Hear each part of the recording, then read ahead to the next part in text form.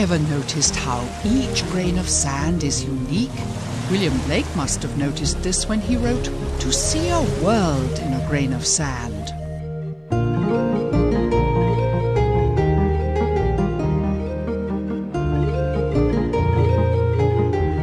We travel to far-flung places, whether above or below the water, searching for unique people, places and pursuits, to discover their world.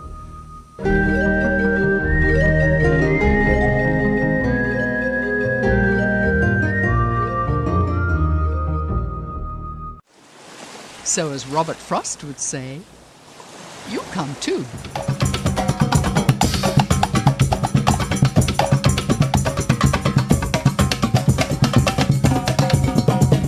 The beautiful Philippine Islands are divided into regions.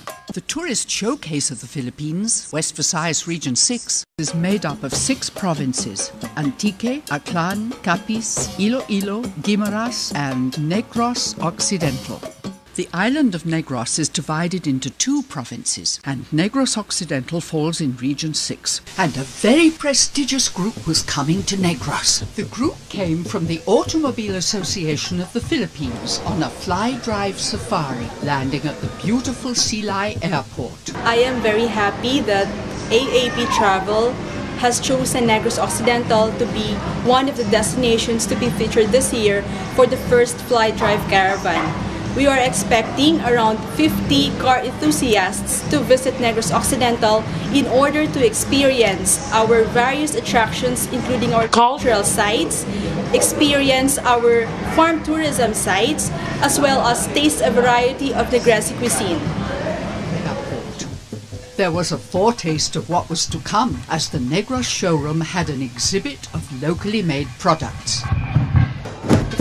Although residents of different parts of the Philippines, the group likes to get to know the country by going on safari. This is a great idea, as the Philippines recently won the best tourism destination from a survey in China done by a top newspaper, the Oriental Morning Post. The Department of Tourism makes sure that brochures are on hand so people can choose from the wide selection of attractions on offer. I had a surprise when I saw Peter Smith and his wife. Peter, like myself, is a warden from the British Embassy.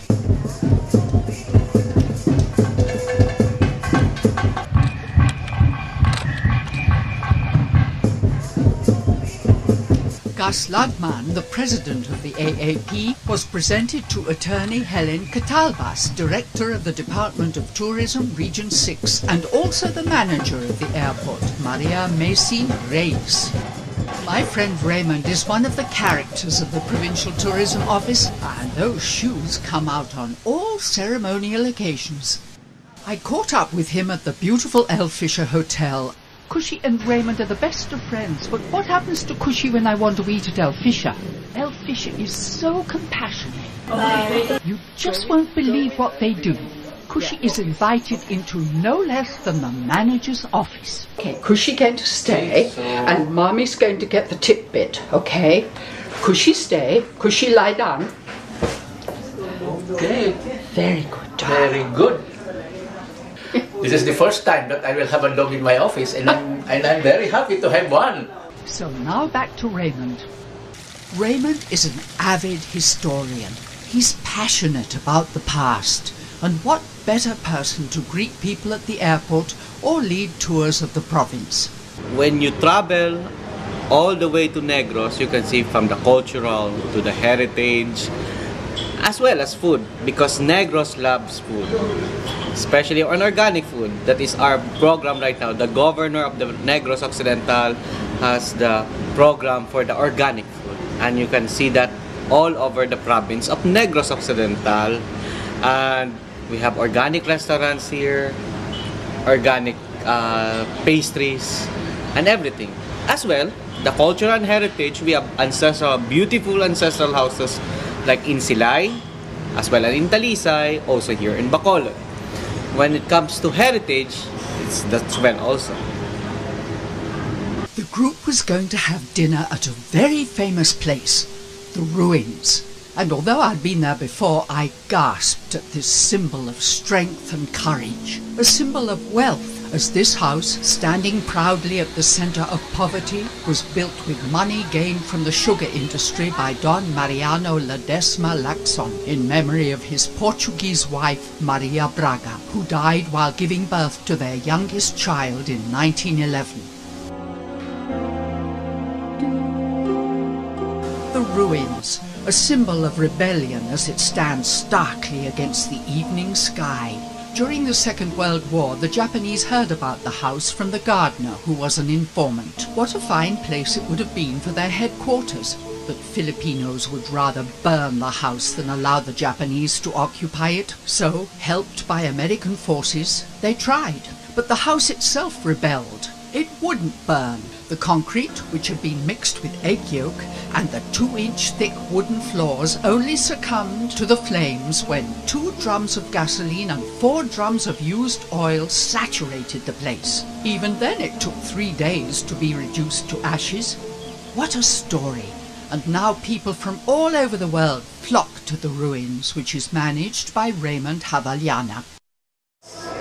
But it's magic, this place. It's magic. Have you had a lot of people here? Oh, yes. Yes. A good number of local and foreign tourists are already coming. That's good. And it's good not only for the ruins, but for Negros as a whole. Exactly. Exactly. There are fun things to see in the garden and a delightful cafe where you can get something to eat and drink.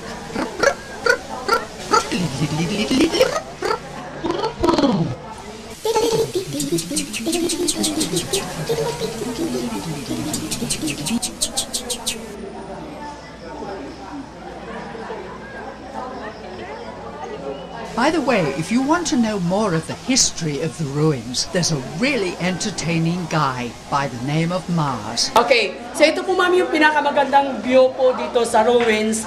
Doon po tayo sa ibaba, yung para po yung buong background po natin yung ruins. At saka po para makita nyo po parang may tubig sa harap nyo.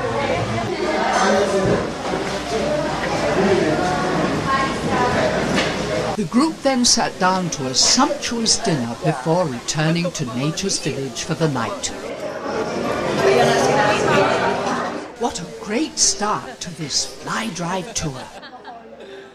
The AAP group was staying at Nature's Village, which is so very conveniently situated, being both near the airport in Talisay and close to Silay. Nature's Village has been named one of the world's top 10 eco-friendly hotels this year by the international booking website Agoda and ranked highest among the 10 hotels in terms of food and dining cleanliness. The resort was started in 1992 by the planting of hundreds of eucalyptus trees to create a place where the whole family can relax and have fun. This mud house could almost be lived in, but it's built only of soil and rice musk. On this first full day, this VIP group from the Automobile Association of the Philippines was off in a caravan led by the tourism police. I had the privilege of being in the lead car. Our wonderful driver, Weiwei, is here aided and abetted by Ronnie Baldonado, an incredible still photographer, who also came for all 4 days. Then we were up with police lights flashing. The first stop was this house, the oldest one in Negros Occidental, built in 1872.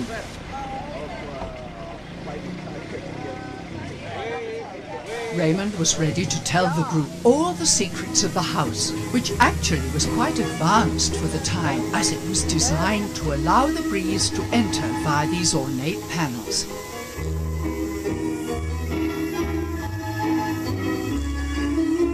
It's definitely worth a visit to learn how wealthy people lived in those times.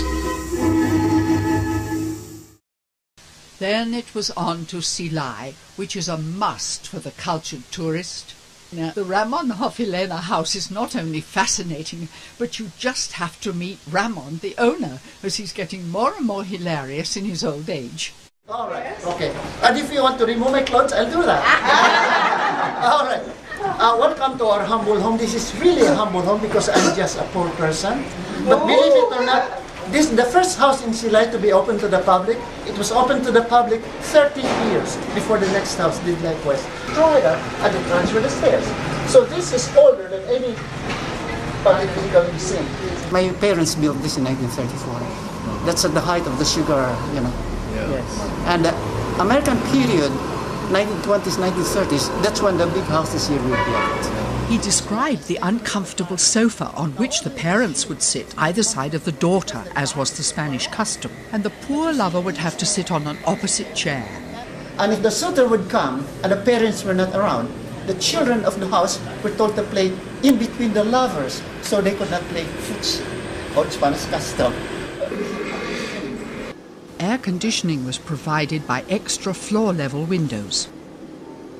The house also has an enormous collection of paintings. All the frames on this wall, including the two walls flanking the balcony, were done by one artist here in Silay City who died unknown.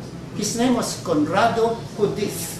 He died at the age of 34. He died January 2nd, 1962.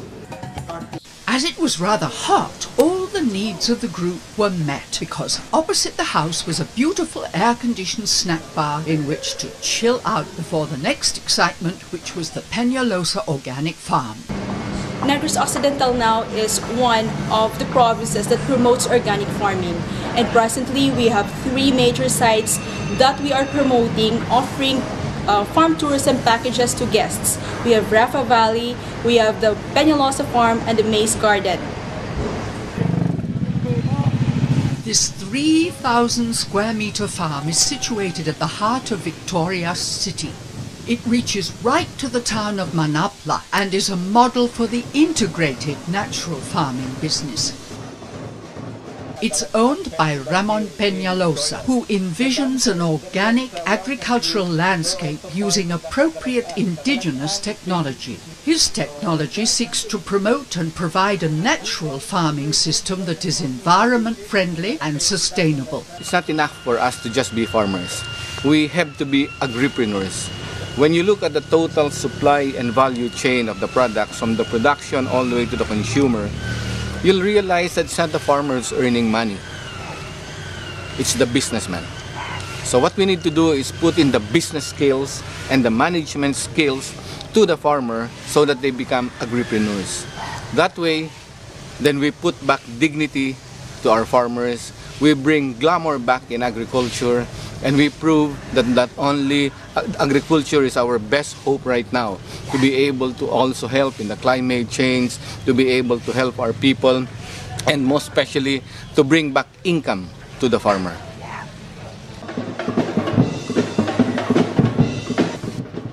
We were given a wonderful surprise welcome by the winning dancers from the Victoria's Festival.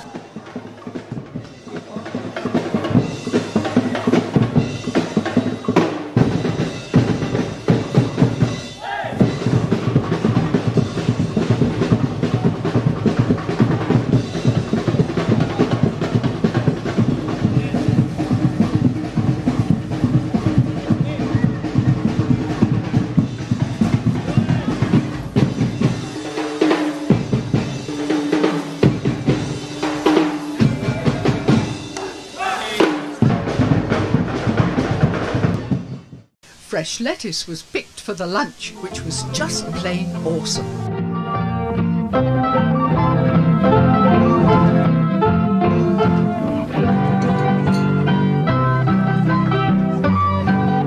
And to my mind, the squash soup was to die for. Christine is the hostess for this event, and she said that this fly drive caravan was a food expedition, a walk through heritage sites, and a farm tourism experience. And it was aimed at providing an educational summer vacation to all participants by tasting the province's cuisine, by learning the art of organic farming, and by discovering its rich history. And they had even made use of the beer bottles and the medicine bottles by sticking them in the floor. Ramon asked Redrick whether he would like to ride a pig, so we went in search of them. Although he didn't get to ride one, he was able to hold one. Oh, darling. Oh. Oh, hold it, hold it. May hulog, We were told that if a pig comes to your hand and doesn't back away, you could definitely become a successful pig breeder. So when I get fed up with making documentaries, I'm going to acquire a pig. Yeah. So I asked the pig if she would agree.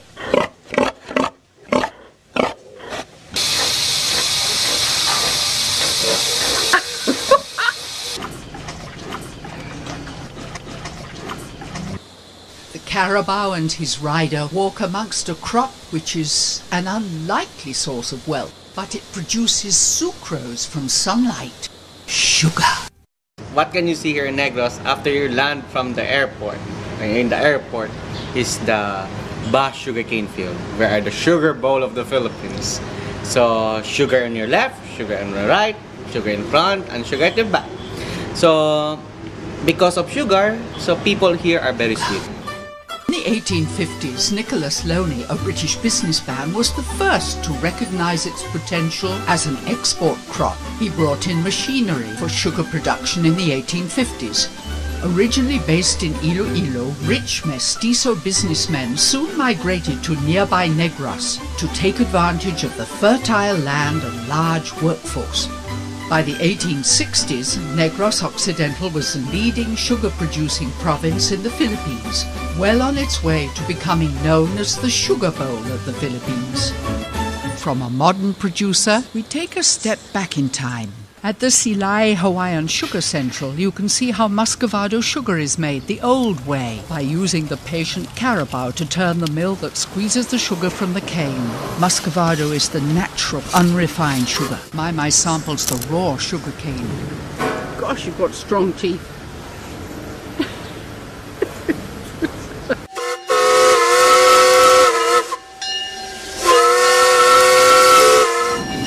Of life that can now only be enjoyed by tourists.